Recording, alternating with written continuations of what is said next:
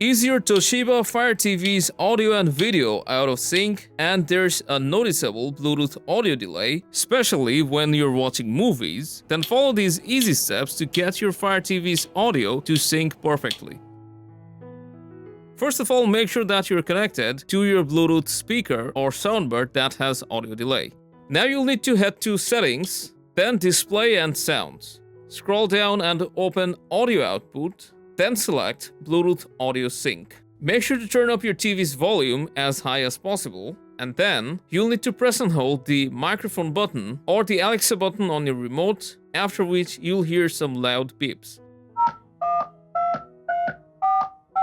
Then let go and the audio sync will finish. Now you can try moving around and see if there's an audio delay or play a movie. University has been characterized. After running the test, if there's still audio delay, then you can also manually adjust it by pressing the settings button. You can also long press on the home button. Then you'll need to go down to sound, and at the very bottom, you'll see the Bluetooth audio delay option. By default, this will be set to 0, and to make the audio come out faster or decrease the delay, you'll need to go to the left and choose a negative value. While you're doing this, make sure to turn your TV's volume all the way to 100, so that you can hear the clicks and adjust it until it syncs with your clicking. If there's still a significant audio lag, then another reason why this can happen is if your TV is using a 2.4G network. So try switching to a 5G only Wi-Fi, and hopefully the audio will be synced now.